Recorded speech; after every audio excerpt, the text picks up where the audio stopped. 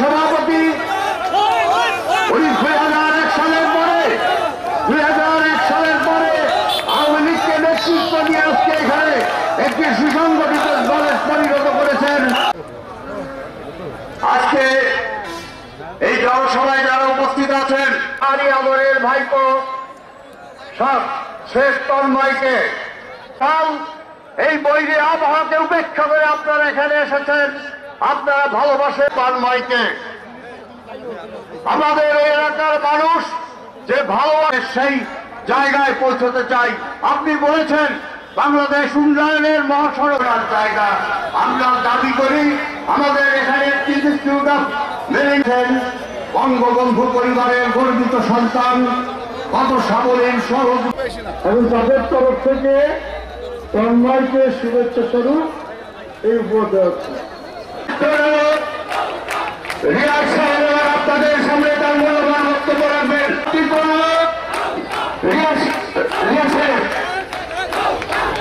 এখন দেখতে পাচ্ছেন ও আমসারদা, আপনি আগে এদিকে আসেন, ওনাদের আমি দেখব, ঠিক আছে? আজকের এই জনসভায় দু চারটি কথা না বলে যেতে পারবো না। আমি এখানে বাংলাদেশ আওয়ামী লীগের মনোনীত প্রার্থী পদে, তাছাড়া আমি একজন তরুণ যুবক, আমার বাবা মা আছে, আমার একটা বউ আছে। আজকে সবাইকে রেখে আমি আপনাদের কাছে এসেছি যেন আপনাদের সেবায় নিয়োজিত হতে পারি। আজকে এখানে এসে আমার কোনো বিশেষ চাওয়া পাওয়া নেই। ভোট তো অবশ্যই পরে চাবো, আর ভোট ইনশাল্লাহ আল্লাহ তাআলা যদি চাই ভোটে জয়ী হয়ে আপনাদের সেবায় নিয়োজিত হতে পারে, যদি উপরওয়ালা চায়। সবারই প্রয়োজন আছে। তো আমার এখানে চেয়ারম্যান চাচা বলে গেলেন যে রাস্তাঘাট অবকাঠামো উন্নয়ন ধারাবাহিকতার মধ্যে থেকে চলে আসে, কিন্তু জীবনের মানের উন্নয়ন সেটা আমাদেরকে সকলকেই কাজ করতে হবে। এবং আমাদের এখানে যে বিশ্ববিদ্যালয়ের কথাটা বলেছেন, আমি বাগেরহাটে সবসময় বলে এসেছি যে আমারও মনে হয় বাগেরহাটে একটা বিশ্ববিদ্যালয়ের প্রয়োজন। এখানে আমাদের ছেলেমেয়েরা আছে, আমাদের যুবক তরুণ তরুণী ভাই বোনেরা আছেন, তারা যেন এখান থেকে স্বশিক্ষায় শিক্ষিত হয়ে সামনে তাদের কর্মসংস্থানেরও যেন ব্যবস্থা করা হয় বলে আমি চিন্তা করছি। এই মুহূর্তে কোনো প্রতিশ্রুতি দিতে পারছি না, কোনো কথা রাখতে পারছি না, কোনো কথা দিতে পারছি না, কিন্তু অন্ততপক্ষে একটা কথা আমি আপনাদের বলতে চাই। এতটুকু তো বিশ্বাস করেন যে আমি আপনাদের কাছ থেকে কিছু নিতে আসি না, বিশ্বাস করেন?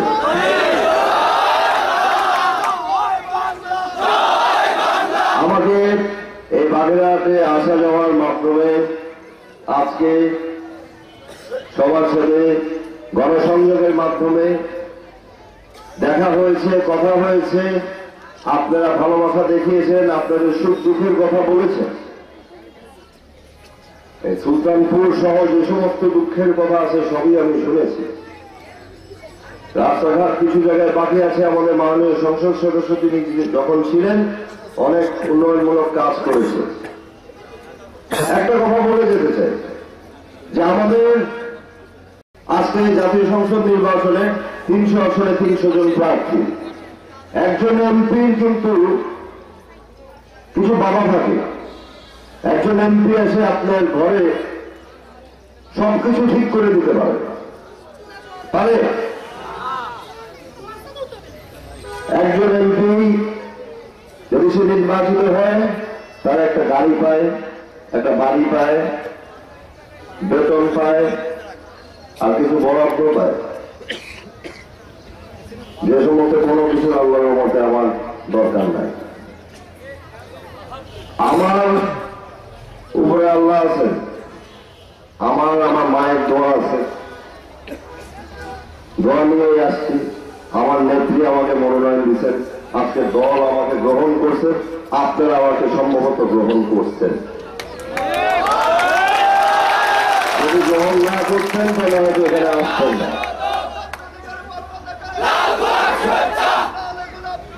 আপনারা যদি আমাকে গ্রহণ করছেন, অনেকে সন্তান হিসাবে গ্রহণ করছেন, কারণ অনেকে আমার আম্মার বয়সে আছেন, অনেকে চাচারা আছেন আমাকে গ্রহণ করছেন, কারণ আমি আপনাদের সন্তানের মতো।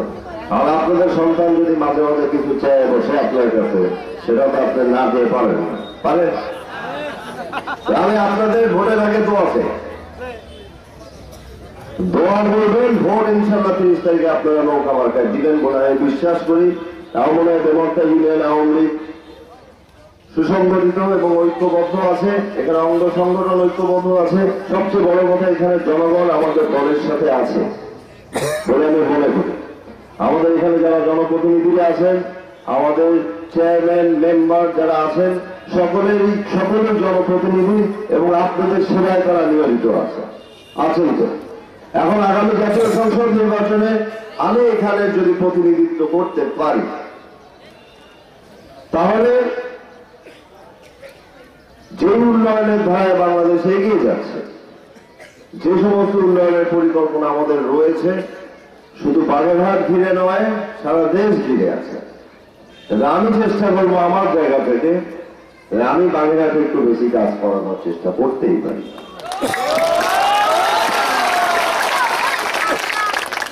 কাজ বলতে কি বুঝায়? রাস্তাঘাট তো অবশ্যই আছে, সে সমস্ত তো আছে। আমাদের শিক্ষার মান, চিকিৎসার মান, চাকরির ব্যবস্থা যেন আমরা এখানে করতে পারি। আমাদের গোপালগঞ্জ যেতে হয় চাকরির জন্য, আমাদের সেখানে প্রযুক্তি বিশ্ববিদ্যালয় আছে, অনেক এখানে মেরিন ইনস্টিটিউট আছে আমি শুনলাম। তাছাড়া আর কি আছে আপনারা? চিংড়ি গবেষণা কেন্দ্র করে গবেষণা করে যদি আমরা সেই গবেষণাকে কাজে না লাগাতে পারি, তাহলে তো লাভ নাই। আমি তো চাবো আমাদের বাংলাদেশের মাননীয় প্রধানমন্ত্রী জননেত্রী শেখ হাসিনা বলছেন, প্রত্যেকটি অঞ্চলে স্পেশাল ইকোনমিক জোন দিবে, অর্থাৎ আমাদের এখানে শিল্প অঞ্চলগুলি গড়ে তুলতে চাই আমরা নতুন করে। সেই শিল্প অঞ্চলে আমরা চাই হাজার হাজার ছেলেমেয়েদের চাকরির ব্যবস্থা করতে চাই। শিক্ষার মান, শিক্ষার ব্যবস্থা সহ কর্মসংস্থান এবং চিকিৎসার ব্যবস্থাও আমরা এখানে করতে চাই। আর আমরা করতে চাই, আমরা চাই যে সকল ধর্মের সকলেই এক জায়গায় বাস করবে, সহাবস্থান করতে পারবে, যার মাধ্যমে আমরা এগিয়ে যাব। আমাদের মধ্যে বিভক্ত এবং বাধা তৈরি করতে পারে। আপনারা এই সমস্ত বাধায় আগে আপনারা দেখেছেন, এই সমস্ত ষড়যন্ত্র আমার চেয়ে ভালো আপনারা জানেন। 2001 সালের ইতিহাস আমি টেনে আনতে চাই না। আমরা নতুন প্রজন্মের বটেই, তাছাড়া আমি একজন মানুষ হিসাবে আমি সবসময় সামনের দিকটা চিন্তা করতে চাই যে আমি কালকে কি করব, আমার আগামীকালকে কি করা উচিত, আমি কালকে কি ভালো কাজটা করবো, সেটাই আমার চিন্তা।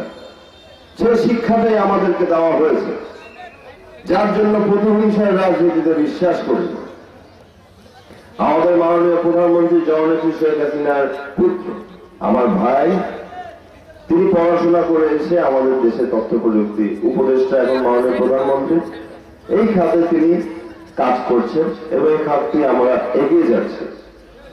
ব্যাপক উন্নয়নমূলক কাজ রয়েছে, যে সমস্ত কাজের ফল এবং সবচেয়ে বেশি লাভবান আমরা এই তরুণ নতুন প্রজন্ম যারা আছে, আপনাদের সন্তানেরা, আমরা আগামী 5-10 বছরের মধ্যে ইনশাল্লাহ আমরা বুঝে পাবো। তাছাড়া প্রত্যেকটি খাতে উন্নয়ন হয়েছে, কিন্তু উন্নয়নের সাথে সবচেয়ে বড় কথা হলো যে আমাদের লাগবে শান্তি। এখন আপনারা শান্তিতে আছেন বলে আমি বিশ্বাস করি। আমার বিশ্বাসে যদি কোনো ভুল হয়ে থাকে, কিন্তু আমি যদি এখানে নির্বাচিত হই, আমার দ্বারা কেউ নির্যাতিত হবে না বলে আমি আপনাদের কথা দিয়ে যাচ্ছি। কোন বিশেষ ব্যক্তিকে আমার আলাদা কোনো প্রাধান্য দেওয়া হবে না, আমি দিব না। আমি এখানে আপনাদের সাথে থাকতে আসছি। 30 তারিখে যদি আপনারা আমাকে আপনাদের সাথে রাখেন, নৌকা মার্কায় ভোট দিয়ে আমার কথা আপনারা শুনেন, আমার কথায় আপনারা বিশ্বাস রাখেন। আমি একজন মানুষ, আমি পারিবারিক শিক্ষা আমার আছে, আমার বিশ্ববিদ্যালয়ের শিক্ষাটা সেটা হলো যে একটা আনুষ্ঠানিক শিক্ষা, একটা সার্টিফিকেট। কলেজ বিশ্ববিদ্যালয়ের শিক্ষা একটা সার্টিফিকেট। সবচেয়ে বড় শিক্ষা আমার ঘরের থেকে আমি পেয়েছি। বাবা মার শিক্ষা সবচেয়ে বড় শিক্ষা বলে আমি মনে করি। সেই শিক্ষাটা আল্লাহর রহমতে আমি পেয়েছি। আমার ভুল ত্রুটি হতেও পারে, যদি হয়ে থাকে মাফ করে দিবেন। কিন্তু আমি যেহেতু থাকতে এসেছি, রাখার দায়িত্ব আপনাদের। এখন আপনারা রাখবেন কিনা 30 তারিখে আপনারা সেই সিদ্ধান্ত নেবেন। আর যদি না রাখেন তাহলে দোয়া করবেন। 30 তারিখের রাত পর্যন্ত দায়িত্ব আমাদের এখানে যারা নিয়েছেন, আপনারা নিয়েছেন। এতটুকু বলে যেতে পারি যে 30 তারিখের পরে বাগেরহাট সহ আমাদের এই অঞ্চলের সার্বিক উন্নয়ন এবং শান্তির দিকে, শান্তির ক্ষেত্রে আমার সর্বোচ্চ ভূমিকা আমি রাখব। দুর্নীতিবাজ আমার কাছে ঠাঁই পাবে না। মাস্তান, গুন্ডা, চাঁদাবাজ, টেন্ডারবাজ আমার কাছে ঠাঁই পাবে না। আমার কথা যদি কেউ অখুশি হয়ে থাকে এই মুহূর্তে, আমার কিছু করার নেই। আমার মনে হয় আজকে জনগণ আমাদের পক্ষে, সাধারণ আপনারা যারা আছেন আপনারা আমার কথায় বিশ্বাস করছেন এবং এই বিশ্বাসের জায়গাটুকু আপনারা 30 তারিখে পরিপূর্ণ করবেন এবং আমাকে সুযোগ দিলেন বলে আমি বিশ্বাস করি। তাও আমি আবারও বলব, আগামী জাতীয় সংসদ নির্বাচনে আমাকে এমপি বানানো তো ছোট কথা।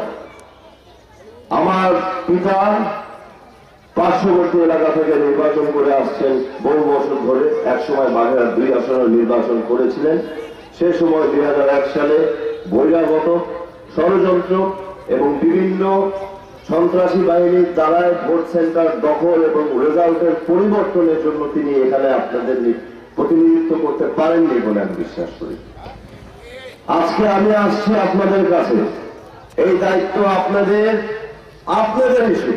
যারা আমার সামনে আছেন আপনাদের দায়িত্ব। আপনারা 30 তারিখ পর্যন্ত আমার দায়িত্ব নেন। আমার আপাতত হাতটা বন্ধ আছে, মুখে অনেক কিছু আছে আমি বলি না, কিন্তু আমি বুঝি সব না বুঝলেও অন্তত পক্ষে চেহারার দিকে তাকালে বুঝতে পারি আপনারা কেমন আছেন।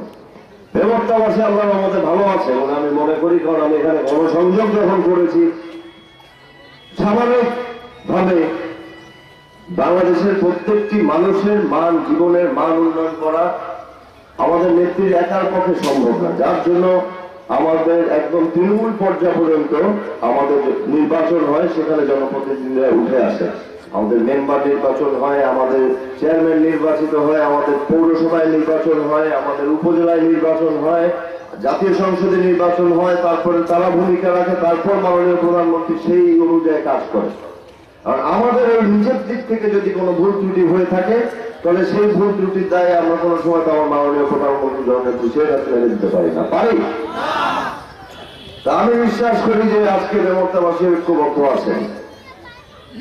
ঐক্যবদ্ধভাবে আপনারা আমাকে নৌকা মার্কায় 30 তারিখে ভোট দিয়ে আপনাদের সেবায় নিয়োজিত হওয়ার সুযোগ দেন।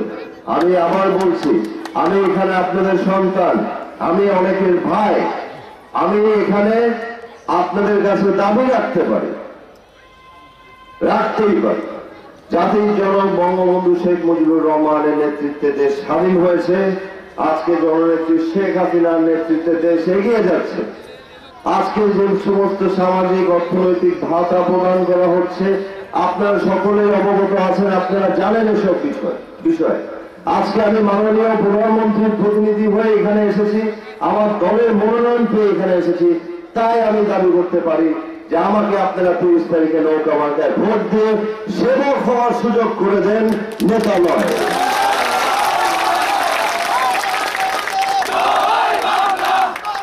এখানে মুরব্বীরা আছেন আমার পাশে, আমার কথা শুনছেন।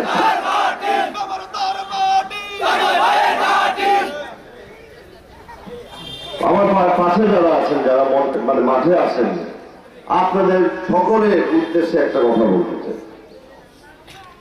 আকস্মিক ভাবে আমি নেতৃত্ব হতে পারবো না, আমার মধ্যে নেতৃত্ব আসবে না।